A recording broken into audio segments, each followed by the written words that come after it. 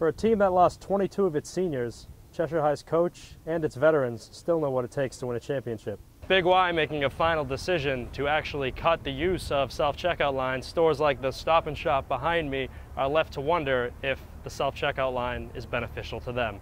For a team that started off 0-4, a playoff berth is a dream come true for Cheshire High. While the rain in Cheshire keeps coming down, most teams will have to wait a couple days before they get outside.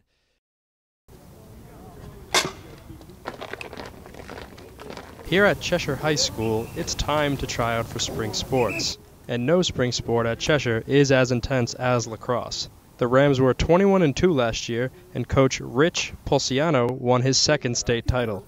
Even with success, the coach expects 2 goals from those on the team and those trying out. Every year, our goals here at Cheshire High School is #1 is to win the SEC, and then obviously make the playoffs and go as far as we can. For a team that lost 22 of its seniors, Cheshire High's coach and its veterans still know what it takes to win a championship. You know, you really got to get after the ground balls, you know, hustle at everything. And if we do hustle, I think we can, you know, we'll be very successful. You got to set that example every day. Go out there, just do what you need to do. Like, yeah, you can joke around and have fun, still have a good time, but at the same time, you got to hit your core goals of the day. You got to do your stick work, got to get everything down, and just learn what you need to do. Know your role. Kids all know, you know, this isn't just a fly-by-night program. You know, you got to do some things in the off season to improve yourself to get better. And you know, if you don't, those kids are usually the kids that sometimes they fall between the cracks. Jeff Olson reporting for QNN. Are you nervous? A little bit. A little bit? Yeah. Meet John Greenhall. John has Down syndrome. But John's condition doesn't stop him from dreaming. And John's dream has always been to be a newsman. As John would say, he has waited. Long time. And as John's mom Trish tells us, John has never let his condition hold him back. He sang in chorus and he did track, and not in the way that everybody else does it exactly, but in the way that worked for him. Down syndrome affects more than 400,000 people living in the United States. People with Down syndrome can attend school, work, and contribute to society, but John isn't settling for just any job. He wants to be a newsman. John likes to be on stage, and that's probably where that started. And probably TV shows that he watched when he was younger, where they had, like, you know, the kids as the news anchors. That might have been where that started. But he just loves the idea of being behind the camera or in front of the camera.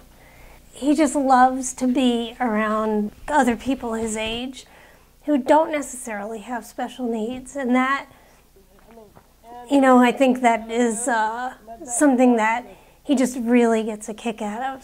While Quinnipiac's Q30 news station isn't exactly big-time news, John is relieved that he... Am I like going to be a newsman today? Jeff Olson, QNN. Be careful what you tweet, because the CIA may be watching. The Associated Press reports the agency has an entire department devoted to sifting through more than 5 million tweets a day. If you're going to be out drinking, it's probably not a good idea to have your 9-year-old to be the designated driver. A young girl from Detroit was pulled over on Saturday while driving her drunk dad home. Cops received a call from a witness who saw the girl pulling out of a gas station at 3 in the morning. The witness told police she was doing a pretty good job driving on all accounts. At one point, she even used her turn signal. Her dad is being charged with 2 counts of child abuse, 1 felony, and 1 a misdemeanor. Looking to go to Toads this Saturday? Don't be surprised when the shuttle drops you off at an unfamiliar stop. The New Haven Express bus drop-off and pickup location has been changed from the New York Street and Broadway intersection to the Payne-Whitney Gymnasium on Tower Parkway. New Haven police say the move is to prevent students from crossing 4 lanes of traffic when walking from the shuttle stop to downtown bars. This change will be in effect starting this Saturday.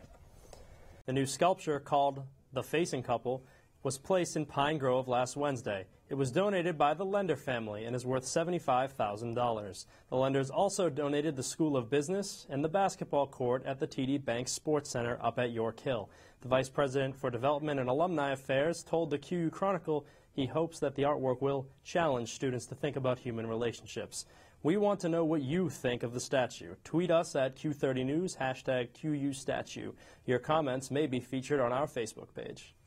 At 3-3, Sheehan football may not look like much, but the Titans have something that almost no other team has.